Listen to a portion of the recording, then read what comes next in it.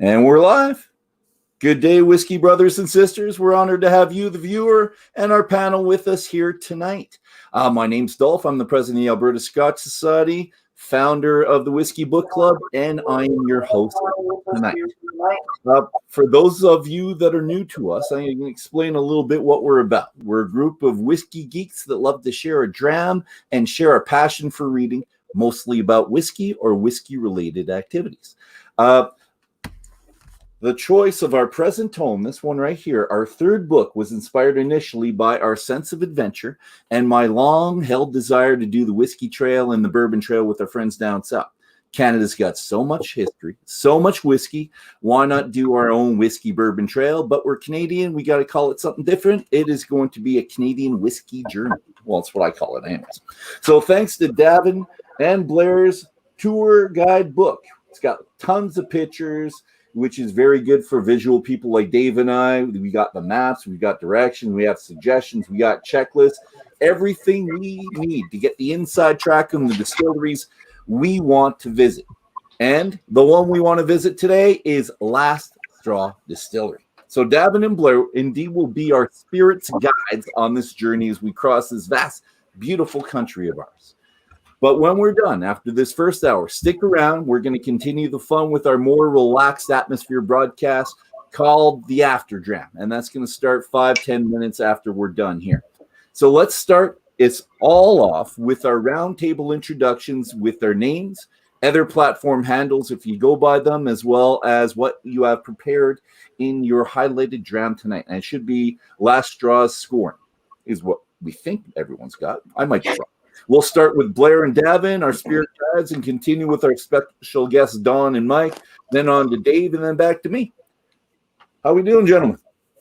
Hi, I'm Davin de Kergommeaux. Blair and I wrote this book, The Definitive Guide to Canadian Distilleries, and tonight I'm drinking Scorn from Last Straw Distillery. It's down to my last few drams on that.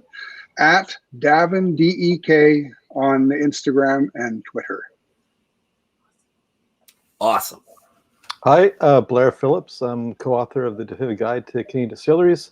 I'm enjoying some Last Straw Darker Side, as well as some Scorn right here. And you can read about the darker side, as well as a great cocktail that Mike provided in this book, The Definitive Guide to Canadian Distilleries. Excellent. Is that the one that you're going to make tonight there, Blair? I will be, yes. Okay, I made the mojito. I'm sorry. That's what I was told to do because it was easier. Don, you're up. Hi, I'm Don from Last Straw Distillery. I will be drinking the Scorn, and I will be attempting to make a mojito live. And I also forgot to bring Davin's book with me, so pretend it's here, but I know what's in the book. I have it back at the distillery. It's definite reading for everyone that comes in. We could all picture it right now. It's right there. Perfect. Oh, there's a good sight there, Mike. Good job. My turn? Yes. Oh, hi, I'm Mike. I'm from Last Straw as well, and I do mostly what Don tells me to do, and sometimes Don does what I tell him to do, but it's pretty rare. I'm also drinking Scorn, and I thought about bringing a different proof of Scorn, but I didn't want to rub it in everybody's face. So, that's very nice. Thank you. Dave, you're up. Yeah, that probably would have burned somebody's eyes, but that's okay. Hey, it's Yukon Dave coming from his basement. I'm drinking the Scorn also. Well, I haven't even started yet. So you can always get me at UkonDave_EDM. Perfect. And then back to my mug, which you've seen often enough. And again, Dolph, Alberta Scotch Society Pres, and that's what we have in here. We've got the Scorn, and I'm enjoying it, but we're going to talk about it more specifically later. I just want to show you a couple pictures before we start. And just like all of our others, we're going to show you the trek that we took. So we were in 40 Creek last week. So that way down south, 54 minutes up to Last Straw Distillery, but that was 54 minutes when it wasn't all that busy. And Blair told me that could be 2-3 hours if the traffic gets pretty bad. So let's just say it was 54 minutes and we're pretty happy with ourselves. And we're visiting Last Straw right there. No glitz, no glamour, just good, honest spirits, which we're liking a lot. So that's where we are tonight. And we're going to start with Don and Mike. Question to you, gentlemen, if I may. And I'm going to apologize right now because I know you've said this several times, but could you tell us your story? How you became, what made you decide to start off Last Straw, just the whole gambit. I know you've seen it before. I've seen it online, but I need to get it for everyone else. It's a good story. Well, it basically started with me wanting to open a brewery. And I went to school with a John Graham. He was a couple years younger than me. I actually, the first person I met in school when I moved into King City was Kelly Graham, John's older sister. John went on to open Church Key Brewery. And I thought, wow, that's a cool life. You know, like everybody else thinks when you look at a brewery, oh, it must be like glitz, glamour, brew beer, drink beer all day. It must be a wonderful life. Woo-hoo! So I wanted to open a brewery. And while I was researching it, I realized you couldn't swing a dead cat without hitting a brewery in Ontario. Yeah. But I was drinking, and I remember this clearly, a Belveni Doublewood at the time. And I thought, how many distilleries are there? And that's when I searched and I found Stillwater's. And the same day I drove over to Stillwater's because I had a retail store at that point. And I walked in and I met Barry Steen. And I said, I'm here researching this. And to his good graces, he said, come on in. And he showed me around. He answered some simple questions. And I made a deal with Barry back then. I said, I'm going to have a lot of really stupid questions. So every time I have a stupid question, I'm going to come in and I'm going to buy a bottle. So I had a lot of their stuff in the early days. Trust me, a lot. And then I thought about it a little longer, did some more research. And one night at, I think it was a St. Louis on King Street, we were there. And I said to Mike, because I'd met Mike at quite a few events for the law firm that him and my wife were at. And I said to him, I think it just out of the blue, I said, I want to open a micro distillery. And I think, you know, after a couple of beers, he said, that'd be cool. And I said, well, do you want to do the legal for shares? And he said, sure. And we didn't speak much of it past that. And the next day I called him at about 10 in the morning. I said, so how do we do this? He went, you're serious? And that's pretty much how it started. And it was really the first, well, for the next 2 years, I kept waiting for Don to give up. We did, and Don, I'm sure Don will touch on some of the obstacles, but it was I just kept waiting for Don to go, okay, this isn't worth it. Let's just pack it in, cut our losses and pack it in. But it still hasn't. No, still going. Strong. So Mike, you are a lawyer. You were a lawyer then. Don's wife, lawyer. Don, what did you do?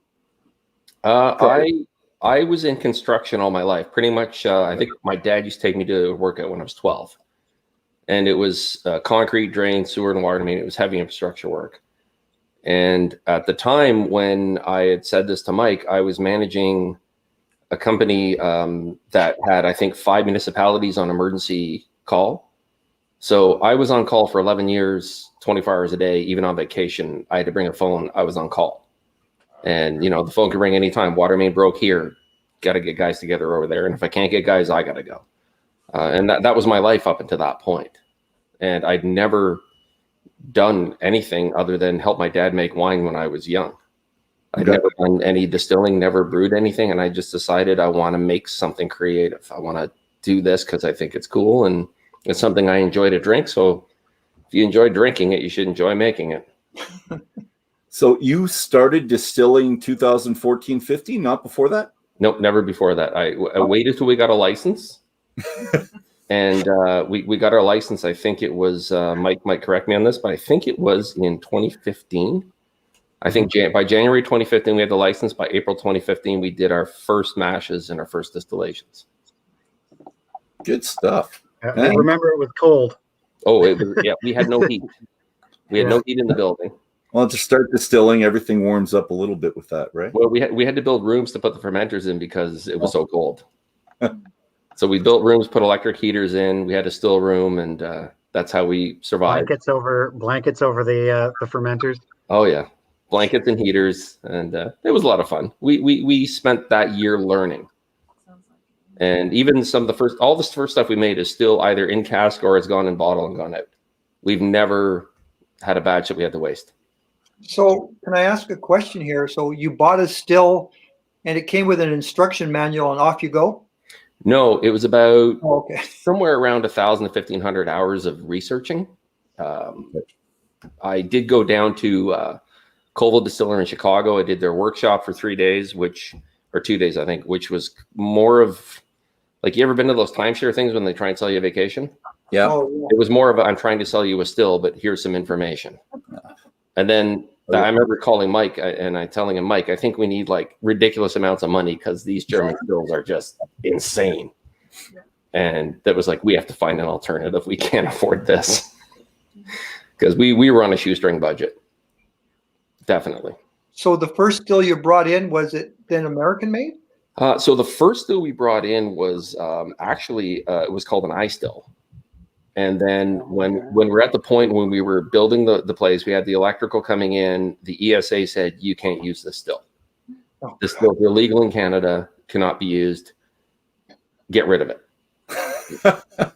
And so I grabbed a Visa card, contacted Larry Taylor at Still Dragon in Florida. And I said, Larry, what do you got in stock? He said, I got a 380 liter pot and a 4-plate column. I said, here's my Visa, send it up, please. And I ordered some heaters, explosion proof because of ESA. And that was going to take some time. So I found this, the best way I could describe it is, it looks like a burner from the space shuttle. It's a 440,000 BTU propane burner. And I actually put that under the still for the first 2 runs with a big propane tank, just so we could start. Oh yeah, it was risky, trust me. And then we got the proper electric heaters and everything settled down after that. So but there was nothing stopping me that April from distilling for the first time. what happened to the ice still? They took it back. And who was they? Well, back then it was in Amsterdam was the company iStill. Oh, okay. So I contacted him I think his name was Edwin, and he sent me the money back. He said, the only thing I need you to do is drive it to Montreal. I said, you know what? Fine. That's not a problem. You're being good. You're sending me the money. I drove it. My wife and I did a day trip to Montreal and dropped it off where he needed it done. Came back. Ironically, we actually possess a Genio now, which is what iStill became. Because iStill went off, became its own company, designing its own stuff. The original designs were actually from Poland. And the guy that was originally designing sells Genios, and we actually own one of those now.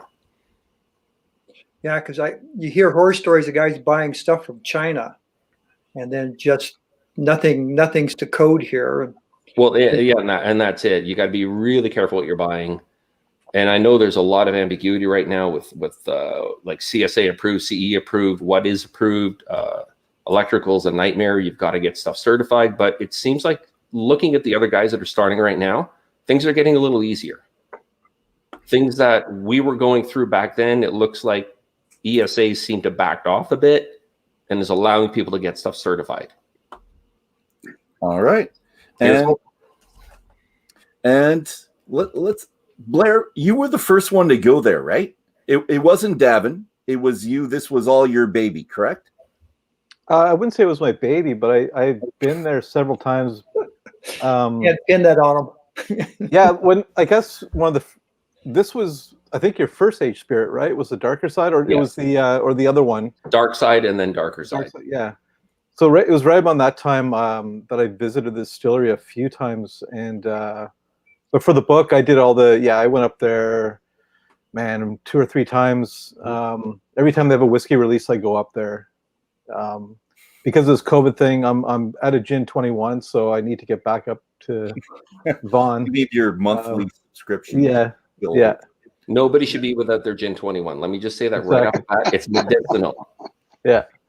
And that was one of your first 3, right? You had that, the Black Strap, and Dark Side.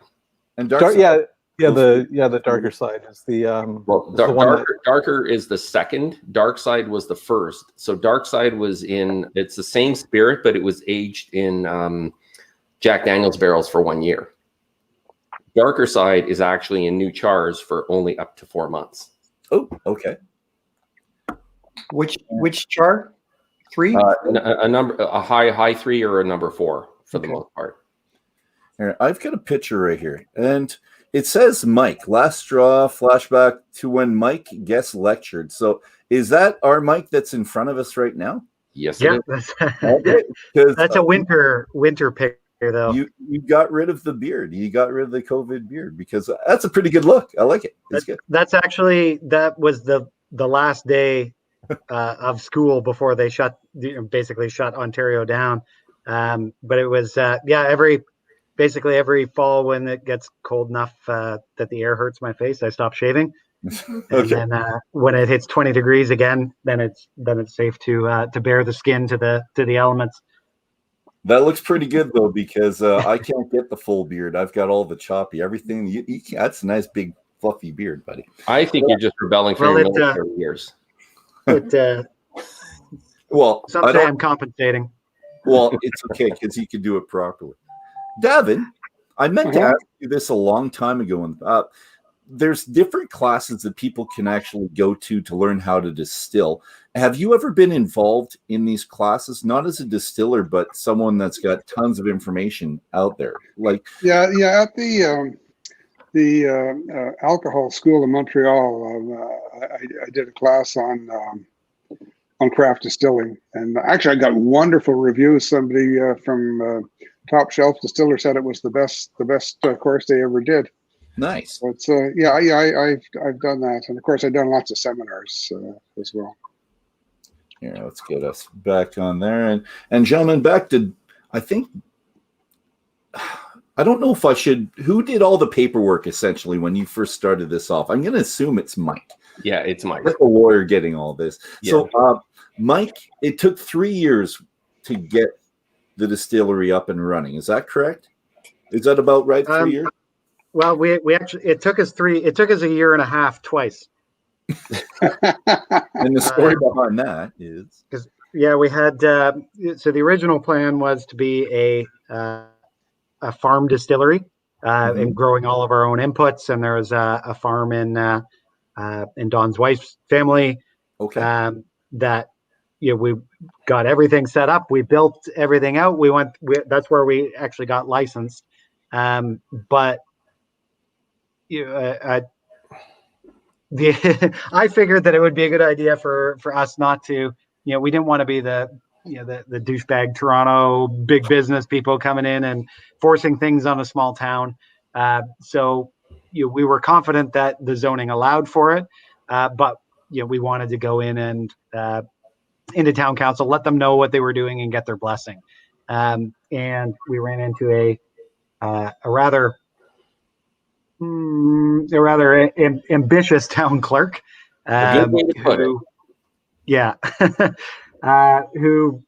thought otherwise, and down to the municipality saying, well, you have to get a zoning amendment, but because it wasn't any sort of official process, and the reason that towns want you to get a zoning amendment is so that you pay the development fees. And we just didn't have an extra $40,000. And I think this was around the same time that Don was going through the still, buying our second still. But so we didn't have that money, so we picked up sticks and moved to Vaughan, found an industrial place where there was no zoning issues, and built a whole new distillery. Tore everything that we could out of the old one. A lot of the wiring and stuff. To be able to service the equipment, it's a lot of very high test industrial kind of wiring that wasn't usable in the news. So there was a lot of sunk costs, and that's at the point where we started questioning whether naming the distillery Last Straw was really the best idea. Who's last straw? I'm going. I was thinking it's the last straw. That it does sound like an ultimatum from a spouse. No, that you've read an article that got completely taken out of context. Okay, it's not, and I can hear the laughter in the back, and I know that's somebody's wife laughing at that. That's my wife. So it was when I said to my wife that I want to open a micro distillery, and without blinking, she said you should call it the Last Straw or Last Straw Distillery, because at that point you got to understand. our son had just graduated high school and was going to university. She had just finished law school, articling, writing the bar, getting a job. I was managing this other company. We had a condo downtown that we were releasing so she could work 22 hours a day. And we had the house and we had the kids back in, we had grandkids coming, and it was like, how much more can we add to us? It's more like the straw that breaks the camel's back, but it's also, you know, things like straw works with wheat, works with grain, works with the whole idea of what we were doing. And that got completely taken out of context, but that's the actual story. Well, now it's back in context. We got the official word. Thanks, Don. We're good. And I do have a quote from you, though, because here, we're proud right there to be from Vaughan. It's nice to work where you live, he said. My worst day at the distillery is still better than the best day working in the. Do you still believe that? Are you still good with those? My other job sometimes entailed putting my hands in people's poo. So yes, absolutely. Good. And you picked on, now Mike referred to this, that you picked it because of zoning regulations. I'm gonna combine two questions here, actually. So the municipal government was harder to deal with than the provincial. Is that correct? That one municipality, yeah. Yeah, Okay. yeah, one municipality, I'd say. So here's something I tell every prospective distiller. Okay. The federal government, if you want to pay them this kind of tax for making something, are not going to stop you. They love you. Bring it on. Here's your license, go. The provincial government, other than, you know, a few regulations that they just want to make sure you're meeting so that they're covered, they're really good to deal with. The municipalities are going to be your problem. And my instructions to people that are starting is look around you. Is there a distillery with a zoning similar to you? If yes, Okay. go lease the place and open up. Then ask for forgiveness after. Just get open, because if you're letting one do it, you can't not let another. And there were some gentlemen that tried to open in Vaughan who leased a building for over 2 years, bought a still, did everything. But his mistake was like our initial mistake. He went to the town. And 5 revisions later, he still didn't have permission, and he'd spent and leased for almost 24 months. Now, I know who owns his still right now, because he finally had to sell it and he took a massive loss on it because he just gave up, threw his hands in the air. And that's why if he had come to me in the beginning, because he walked in, he says, well, how can you do this here? I said, because I didn't ask. I just did it. And, you know, you're trying to deal with an industry where people don't quite understand it. Now that there's as many distilleries in Ontario as there are, municipalities are starting to understand it. And they're also seeing, you know, like an advantage to it. Like Mike could even tell you, we had to get a special letter written by a tourism group to tell Vaughan or York Region that distilling is a tourism thing, that you can actually have a tourist destination. So we could get street signs saying distillery ahead. Okay. Like, you're dealing with people that don't quite understand what's going on, and but it is getting better. But I think with that, all of a sudden you guys come in there and they say, oh, geez, now we got to do all this work and try and figure out what these guys are doing. So, yeah, anything new causes a lot of work from the guys that are just used to doing things the old way. So we were fortunate in Vaughan that Stillwaters is in Vaughan. Oh, okay. So what I did is I talked to real estate and I said, here's a distillery in Vaughan. I want the same or equivalent zoning. And that's what we found. And then the only thing that happened was the fire department came in a year and a half after and said, yeah, you just need a fire protection plan. So we paid a consultant, had one done, handed it to them. They said, good to go. See you guys later. Nice. Never seen it. Well, that's a nice story when it comes together. Yeah. And I'm glad you're talking about still waters, because we're going there next week. Page 205 in this book, by the way, guys. Well, you're going to have a lot of fun trying their stuff out, because they have some really good spirits, and they were the inspiration for me to say, I'm going to get going. I'm going to do that.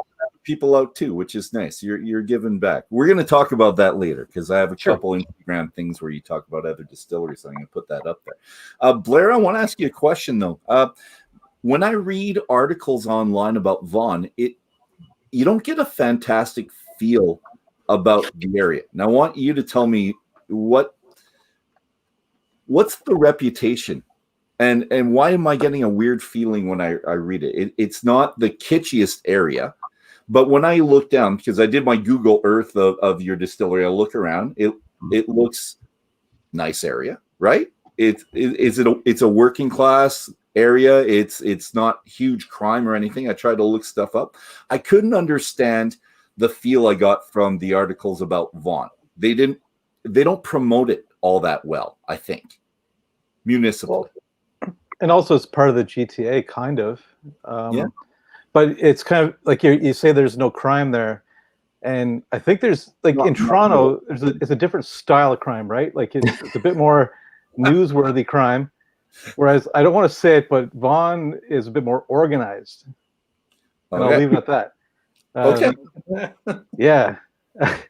Yeah, you might see a guy named Three Fingers Tony up in Vaughan looking to play the numbers, but I won't get into that.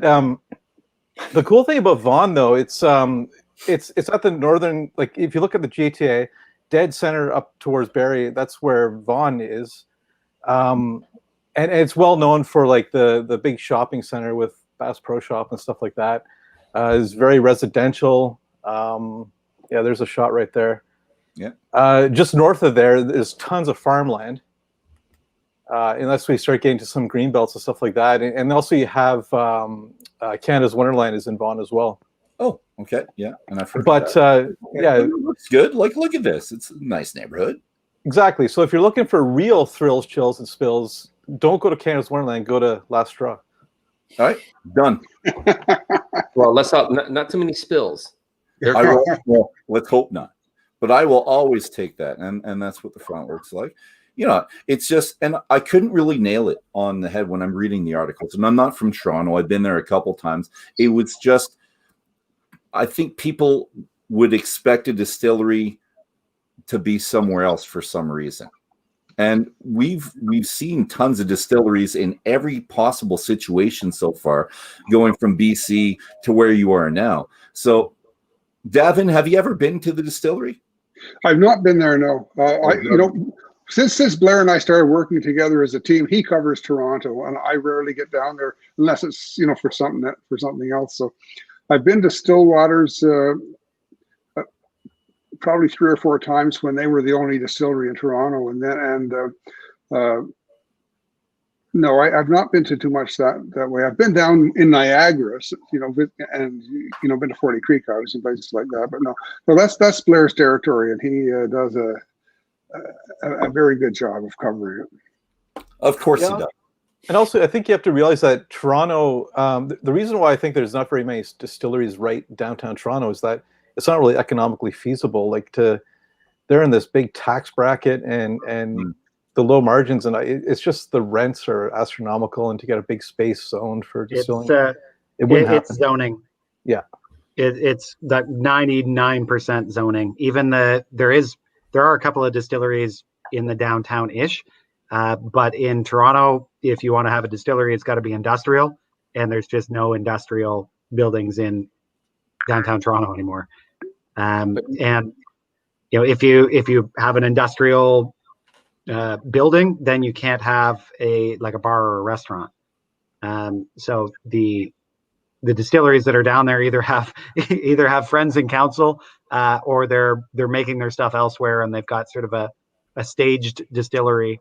But it's 100%. If you're not industrial, good luck. Pretty much anywhere in Ontario. But even like for example, I think they're in the book Younghurst Distillery. Mm-hmm. Younghurst was in a great spot on Geary. They were on what they called the FC trail, the Toronto FC. So on a game night, you go to you could go to Younghurst, Blood Brothers. You could go get your pasta at this handmade pasta place, and you made your trail onto the soccer game, right? So they were in this great location, and the problem is they wanted to put in a tide house, and the residents threw up a fit because they thought it was going to be like a nightclub, right? That's the first thing in Toronto. Everybody thinks you're going to want to do anything. Oh, you're starting a nightclub. But the other problem they had is the landlord kept also renting out to art galleries. Well, the thing with an art gallery is you have a lot of people congregating. If you have people congregating, you can't have an F3 scenario like a distillery in the same building as that. And this is the other part of the problem is when you really break it down, there's a conflict between building codes and fire codes that create issues where certain buildings that you should be able to do it and you can't. And that's why you really aren't supposed to have a restaurant in a distillery. If you go out to Niagara and you look at the Gretzky distillery, there is a breezeway between the restaurant and the distillery because they can't be attached. And this is some of the problems. But yet there's other ones I know in Ontario that are attached. And again, it depends on your municipality, how well you know them, and how much they want that industry there. But Toronto, I know, is a bit of a hard nut to crack. And we decided long ago, like, yeah, I'd love to be in Toronto, but that's just not going to happen. Not at our level. I put this up here. It's kind of fits in. So what a great treat to come home after a day and seeing this book. So I'm wondering, let's get this book off because I don't want it in front of all our faces. What do you think about the book? And have you gotten any distillery traffic because of the book? Like people looking at the book and going from you to Still Waters or Still Waters to you and any other places? Because Still Waters is about 10 minutes away, I think Davin says in the book. Yeah, they're not far. They're just on basically on the other side of the tracks. Okay. There's the main corridor down Vaughan of CN Rail, and they're on the other side. But they're easy to get to. I don't know that we necessarily picked up any traffic from that, but we did get a lot of inquiries and a lot of online sales. Oh, nice. That have picked up. And I know it's some of it's definitely tied to the book, and there's just a lot of interest. But the other thing the book did was, aside from the blog that Mike did about starting a distillery in Ontario, the book also got us even more people calling saying, hey, I want to start a distillery and you're in this book. So we've had that come through as well. Super. Oh yeah, thanks, Davin. I appreciate that. The other thing we've really noticed with Davin and Blair's writing, whether they're reviews that go out to mailing lists or the book itself, is a lot more international uptake. Yeah. Every time there's a we can take a look at our metrics on our social media and stuff like, and start to see, okay, we're getting traffic from especially the United Kingdom, India, Singapore, places where we don't have any organic reach, and it's Wow. It's pretty neat. Like just I don't know how you monetize that kind of exposure, but it's still pretty cool that people from the other side of the world are checking out our distillery. That is really cool. See if you can get your stuff in duty free in Toronto. So when those people come to Canada, hey, that is a tough nut to crack, the duty free. Well, we'll have to ask Still Waters how they did that. Well, we have the same agent, so it shouldn't be a hard thing to do. Dave, do we have any questions from the side, buddy? Yeah, we got a whole bunch of them. I'm going to back it up a little bit here. Something I read, somebody said you guys were one of the smallest production distilleries. Did they mean Ontario or across Canada? Or I think on Ontario at the time we were running a 380 liter still. Okay. And to actually work on the grain, and this is kind of a funny story. We built our own mash tun stripping still out of a 100-gallon barrel and a 55-gallon barrel welded into it, and heaters put in the 100-gallon. Nice. And like our first rye and some of the scoring you're drinking, I think, came through that system of 50 gallons at a time. Okay. So that question leads to something that Nick asked. I got to go back a little bit here. Nick asked, what's the production volume at the distillery? And I look at this as two questions. What are you producing and what are you capable of producing? So, well, yeah, that's definitely two questions. What are we producing right now is literally next to nothing. We have no more space left. Okay. We've got another unit that we're taking possession on the 17th. But because of COVID, most of our work has moved on to sanitizer. And a lot of that sanitizer work is not us distilling. It makes no economical sense to distill for sanitizer when you're small. So we're purchasing neutral grain spirit, converting it to sanitizer, and we're working on that. We're doing a little bit of contract work here and there for people. When I get room, I'll do it. But we're really not making a lot right now. Okay. We laid down 50 barrels, and I think right now, until we get the new space, I've got about 800 liters of rum ready to go into barrel, and I can't put it in because I have no room to put the barrels. All right. And so there was another question from Nick as well about the rye, the type of rye. So she's right there. So the rye, is it winter rye or spring rye? So that was her question. And she had another one. So I'll ask that one. Is it which one? Could not tell you. Okay, done. It's Ontario rye. We get it from K2 Milling. I call Mark and I say, Mark, you got rye? He says, yep. I said, send me some rye. So that's what we get. It's secret rye. It's and secret no one's rye. allowed to know. It's good. So, And this other one as well. Is there any interest in the product being seen and tasted across Canada? Are you planning on coming out? Because I can show you a map of Alberta, not Alberta, Ontario. And here in the brand, I'll show you where your LCBO is. Right there. So that's where you are mostly in Ontario. And I'm wondering, how hard would it be? Well, one, to get into the international airport, like Davin said. I thought that was a great idea because that would talk to all the people internationally who's talking to you, but getting across Canada to us. So what stops you from doing that? Is it production? Is it money? Is it just you want to build your scope in Ontario before you branch out? I think right now, I'd like to be able to make sure if I'm going to go into a market, I want to be able to feed the market if we're successful. And like we're still playing with the capacity of we can mash 600 liters in a single mash. That's really small. You know, if I get 3 mashes a day, great. I've got 1,800 liters laid down. Then I have to strip that 1,800 liters in so many days after fermentation. Like when you start to look at how much we can produce, we've got to expand. We're way too small to be doing this. So I think the Ontario market right now is where we're going to focus. We do have some, I've got relatives down in Ohio that have actually started creating their own import company to bring it down to get us into Columbus, Ohio. Good. So, and that's great because I got a nephew that just took this and went crazy with it. So he's working on that. But still, even that would be something like gin, where we're going to bring in a neutral grain, we're going to do botanicals, run it through a still really quick, and then that's easy to ramp up. Whiskeys are not. Even the moonshines are not that easy to ramp up. So that's my reservation about trying to expand too quickly. Okay, I'll get it.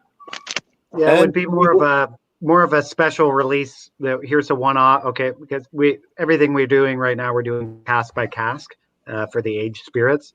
So if it was, it would be, a one-off.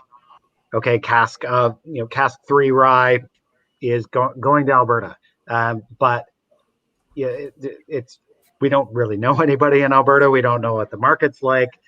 We know there's a pretty strong domestic market in Alberta, and the taxes are more favorable for distilleries there than they are in Ontario.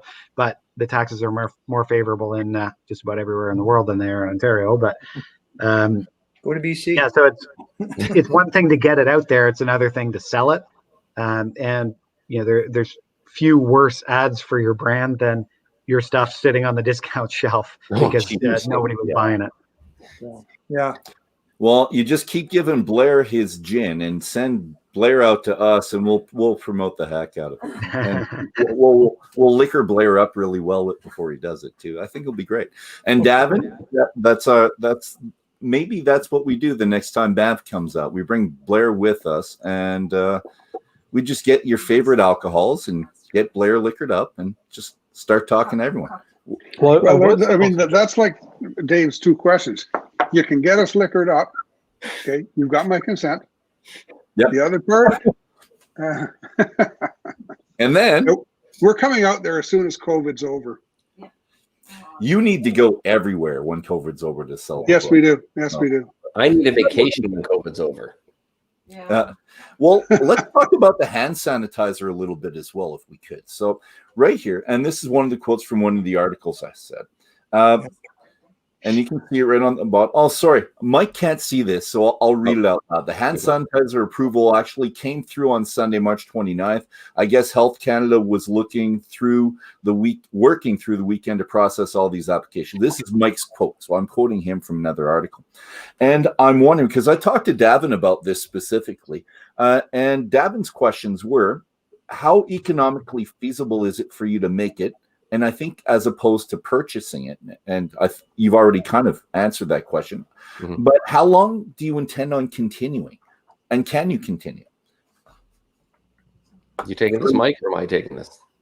So, Don can speak to the economics of it, but, it's it's something. It's a big win really for the distillery across the board, because it's not taxed in the same way. It's subject to sales tax on top of it, but the stuff that comes in, we're not losing 3 out of every $4 like we are on all our other sales in Ontario. So we're economically, it's actually been really good for us. Okay. And we're making as much as we can, because frankly people need it, and as businesses are opening up, we partnered with a disaster response charity called Global Medic, through which we donated sanitizer effectively at cost. So we donated our work that went into it, and they distributed it to first responders, long-term care facilities, hospitals, things like that. And then we're supplying a ton of different businesses, and we're really trying to dial in on our community in Vaughan. There's 30 odd distilleries across the province, and a lot more that have started up through the processes that the CRA and Health Canada are allowing in order to make hand sanitizer. But if everybody serves their community, then that's really the most effective way to get the sanitizer. And you did that really well too, because here's last draw. Please bring your own 250. So you did this. So this is on Instagram. I picked a couple of those, and you had people that actually donated to you. So, we'll talk about that in a second. And here's a Reddit letter where you're talking about all the free bottles that you gave out. And I think it was, didn't you go on Instagram asking those people to actually contact you if they needed it? Was that the process there, Mike? For getting it out? Yeah, it was.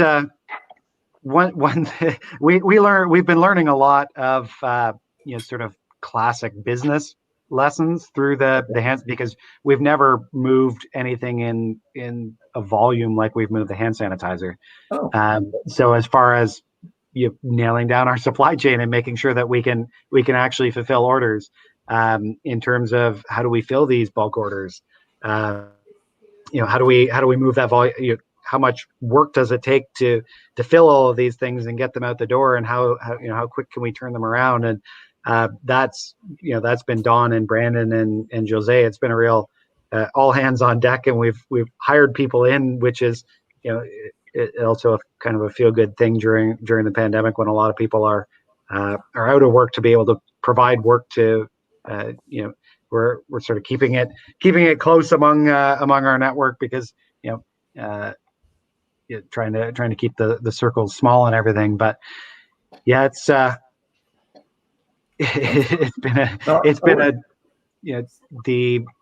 donations are things that have come from breweries, from bottle manufacturers, from when people found out, oh, you're making sanitizer, they would just start giving us stuff.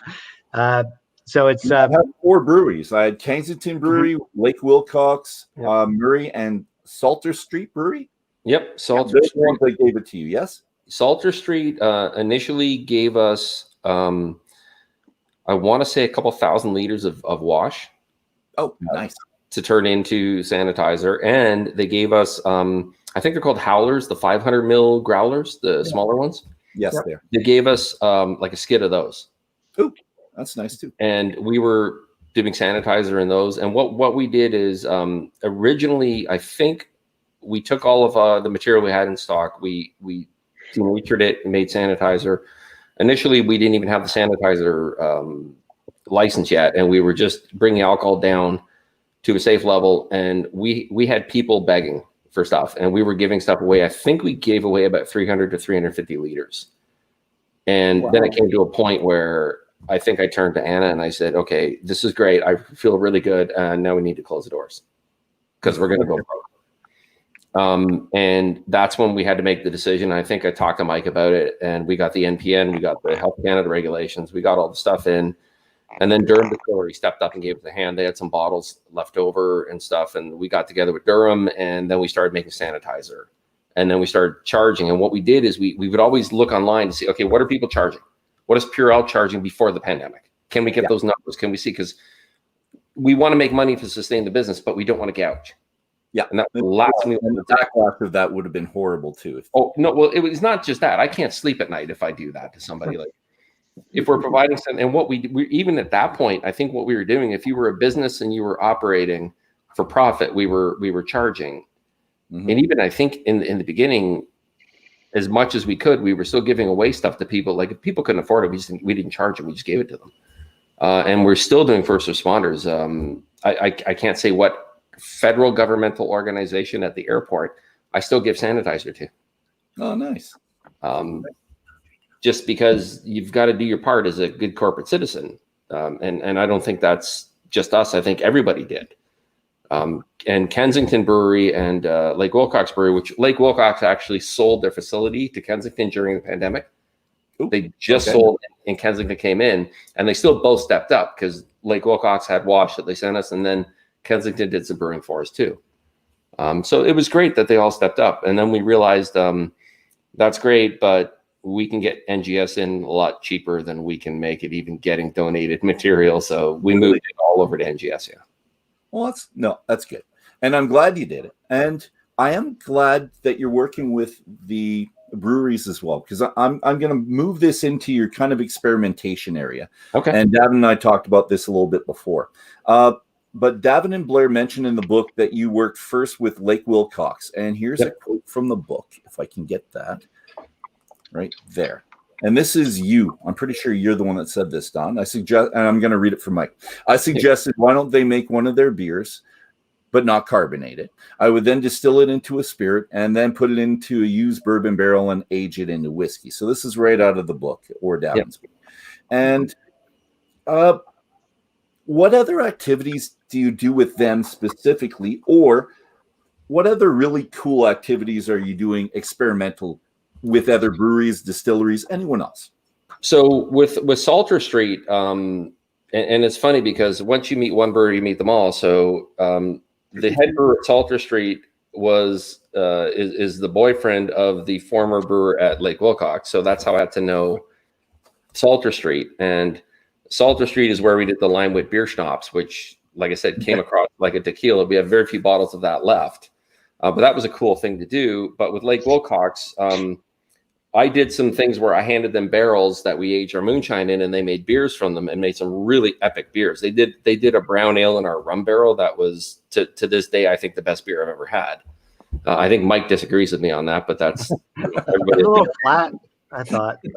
The one interesting thing was after they did the brown ale, they put a Irish stout in the barrel, and there was some sort of accident, something to do with steam. I didn't fully understand it, but they managed to boil the barrel while they had stout in it, and they ruined the beer. Like it got overheated in the barrel, popped the bung, and just made a mess. So they were going to throw it out, and I said, "Don't give it to me. I'll distill it." Yeah. So Perfect use for waste beer. I distilled this stout twice, and I had actually it was funny. Durham Distillery had a small barrel in my facility, and I called Chris and Mike up at Durham, and I said, "Hey, can I buy this barrel off you?" And they said, "Don, just take it. Go ahead." So I grabbed it, I put the stout in, and I forgot about it. And then, a month or two passes, and small barrels, they deplete so quickly. So I thought, oh my God, I still got this barrel. So I went and popped it up, and I pulled some out, and it was one of the greatest spirits I've ever had. That was your young spirit. What's that? Stout spirit, Don? Is that what you called it? Yeah, so that's what we called stout spirit. And I pulled it all out, and I reduced it to 45, and we got 20 and a half bottles. So I sent the half bottle to the LCBO, got a lab test on it just to be sure. It came back good. And then I had all the stout, like the 20 bottles, and I thought, well, what the hell do I sell this for? I got a lab test on it. That was $225. Yeah. And I said, okay, well, we'll just call $10 a bottle. Yeah. 10. I think we went 70. I think we were $70 a bottle. That's good. And I just put it out there, and the brewery bought one for the bar, and that bottle at the bar sold 5 more bottles because people had tried it, ran over and bought it, hands down, no problem. So since then, the brewery did a large brew for us. We laid down 2 barrels. We've now cast. We pulled one, and we're selling stout spirit now at a reduced rate, of course, because it was a bigger run. But we've got 1 barrel still down as a whiskey. and it's a year and a half old, and we tried it at a year and a half, and it is like stout spirit's really good in our opinion. The year and a half stout is so much nicer, so much smoother. We can't wait to get to 3 years. If I was in Ontario, I think I would really like that. Well, we've actually got people ordering it from Alberta, so. Oh, we'll do that. Yeah, I'll put my order in because I do like my stout. And Dave, Well, let's do a group order. yes, let's do it. Absolutely. Done. But I'm going to ask you about other distilleries because here's one. You helped another distillery. So up here, helping Chris and Mike from Durham to get their still ready. So how often is this type of opportunity, or is there an opportunity to help other distillers? I know people have reached out to you. Yeah. And there's not tons of distilleries. They're sizable enough in Ontario, but because you think about, and you wanted to go into brewing, and you have in breweries, they're notorious for helping each other out in the community. And you're going from one to the other. Let's say there's 5 in an area. After work, they're going to another microbrewery and then to a different one. Right. I like the atmosphere that I see there. And I'm wondering if you get anything like that with fellow distillers. Mike, I'm talking a lot, so you should probably. There's not as much socialization as there used to be, I think. In the sort of earlier days when it was a smaller group and everybody sort of knew each other. Mm-hmm. But there is a lot of, before COVID, everybody makes a point to go and visit if I'm going to a town I've never been to and there's a distillery there, I'm going to try some stuff. I'm going to buy some stuff, introduce and, get the conversation going. Last Straw's in a bit of a unique position because one of the things we do is we incubate distilleries. So my work as a lawyer, I wrote an article on how you start a distillery in Ontario, and it gets a ton of during COVID, maybe 4 or 5 serious inquiries a month about people wanting to start distilleries. Okay. But one of the big obstacles is you have to have a space before you can have a distillery.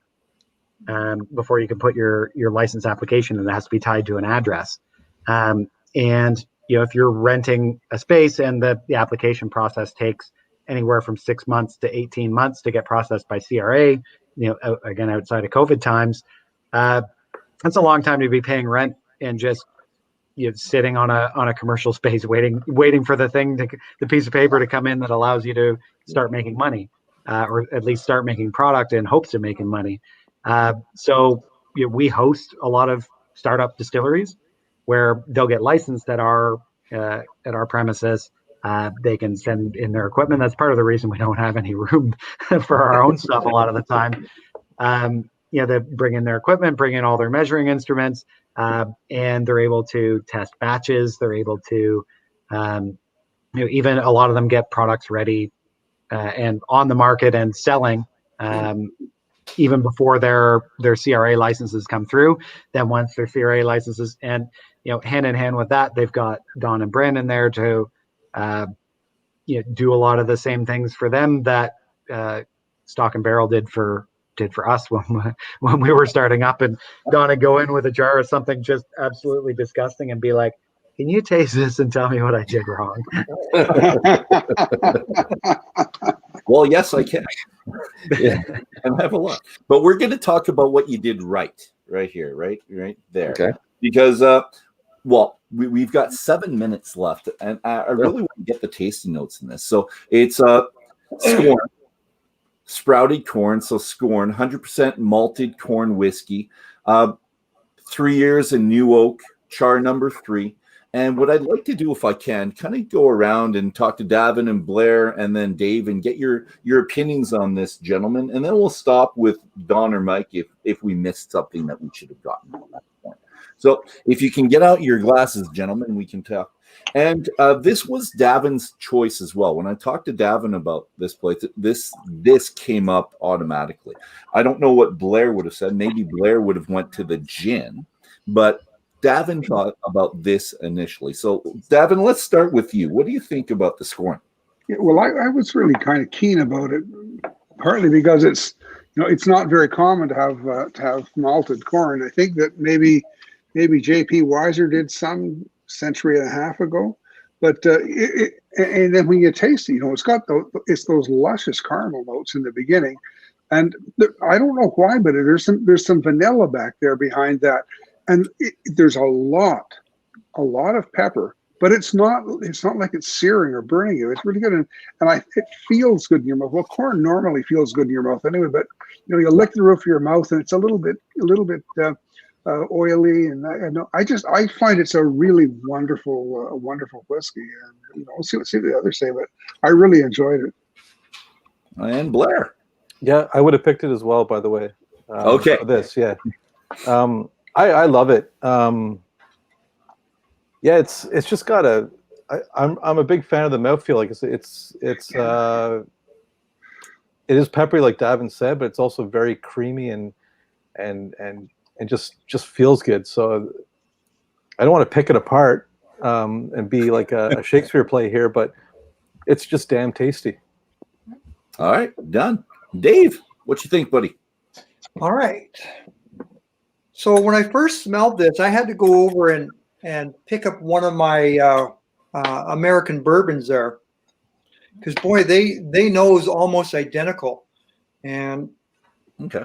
I don't know what's the percentage of corn in this, basically 100.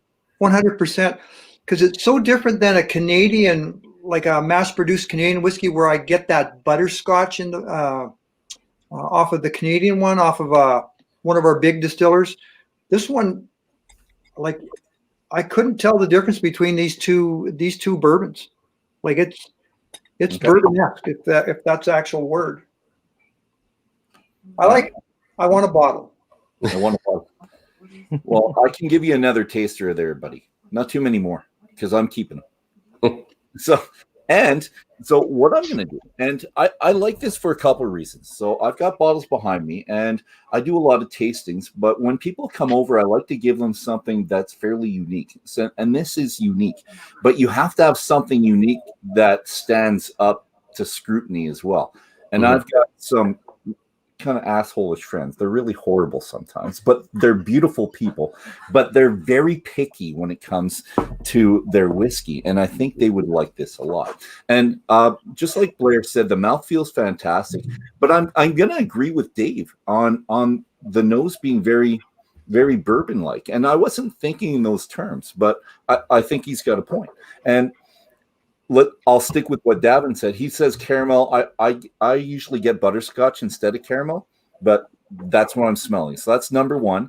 And I do get the vanilla as well, but that's probably because of the char, right? So, gentlemen, are we missing anything that you'd like us to pick out of these notes when we're introducing it to our friends, who can be very nice and very picky? Quick question: New oak? Yes. Okay, that's what I thought. Yeah. Mike? Actually, Don, was this the same? These were one of the New York barrels, right? Yeah, these are the New York barrels. Yeah. This is cask 1, age 3 years. Yeah, that's all I've got for information on mine. Yeah. So it's the same barrels as the cask number 1 rye and cask number 2 rye. Yes. And the same as the cask 2 or cask 1 darker side, which was people still say is the best darker side we ever had. Yeah, those were good barrels. And there's only 2 bottles left in Montreal, so. Those were tasty barrels, not the best construction. No, construction was horrible. It was terrible. And leaking all over you? No, they had staves that split. Oh, on them. okay. Yeah. But so are we missing any of the tasting notes? So I smoked for a lot of my life, and I quit in 2003, but I was 3 to 3.5 packs a day when I quit. So I don't judge my tasting notes. Okay. I just know I like it. It makes me feel happy, and I'm very proud to have made it. And it feels good on your palate after all that. It does. It feels good. I remember telling Mike that I thought our first rye was good, but then I got into this barrel because I have the ability to get into the barrels that Mike doesn't. So that's when I'm going to move away from the distillery. Sometimes I get stuff in the mail. Yeah, sometimes. And I said to him, Mike, I think Scorn's better than the rye. So full-size barrels then? So are we looking 200-liter barrels? Yeah. The minimum we do is like a 53-gallon, 200-liter barrel. We don't play with the small barrels. We only ever did one 100-liter barrel, and I'll never do that again. It's all big stuff. All right. A couple other questions with this. Did you ever try, because I'm assuming it's commercial enzymes because you don't have any barley, right? Yes. And have you ever tried it or thought about going like 3% barley or something and not doing the enzymes and just see if that changed the flavor? So on the first mash of this, I tried it without enzymes. Okay. And I cooked it for 2 hours at 158, and I couldn't get conversion. Ooh. Okay. So then I ended up using the 3 enzyme mix we use, and I took it up to 190 Fahrenheit. I'm sorry, I can't do Celsius. I'm too old. That's okay. 190 Fahrenheit with a high heat alpha, and I brought it down to 158. Held it with an alpha amylase, and I brought it down again. And I threw the first enzyme in the fermenter, which I think is the beta glucanase, I believe. And from that point on, I just did a traditional, like what we normally do, three enzymes up. Okay. And that's how we did it from that point. And to be honest, even when I do a single malt malted barley, I don't trust the enzymes in the barley because, well, here's the thing. I'm never going to have the advantage of being, that guy that was sweeping the floor at Bomori at 10 years old, learning the entire craft. I walked into this just with reading. So I like using commercial enzymes because it fixes my stupidity and mistakes. And I tell everybody, that wants to own a distillery, everybody comes talk to me. They talk about the distilling. I said, no, the distilling's irrelevant. I can train a monkey to distill. I cannot train a monkey to mash and ferment. That's what you need to do. You need to learn the mashing and fermentation. Those are the most important parts. So whatever advantage I can gain in that, I will take. Okay. And if commercial enzymes are it, then they're it. Yeah, that's what it's going to be. All right, Dave, I'm going to ask you, we're going to do last comments, and we're going to go around to everybody for the last comments. But Dave, we're not going to be able to get anything else on the side, but it's going to disappear before the after dram. So if there's a good question you want to bring up in the after dram, if you can look at it. Yeah. And let's do the round. We'll go Davin, Blair, Mike, Don, just for the last comments. Well, actually, Davin, Blair, Dave, Mike, and Don. And then we'll wrap it up. Last comments there, Davin. Dolph, you're doing a great thing with the Whisky Book Club.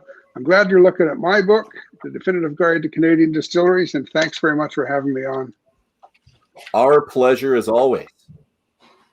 Yeah, likewise, as Davin said, thanks so much. Pick this up and read more about Last Straw. Yes, on page 190. Dave, last comments, buddy. Is there any other book that talks about Canadian distilling like this book does, and the previous book? Well, I was going to say Canadian whiskey that we both read before does that pretty well too. But I enjoy listening to the boys talk here, and I definitely need to get a bottle. So we'll talk about this later.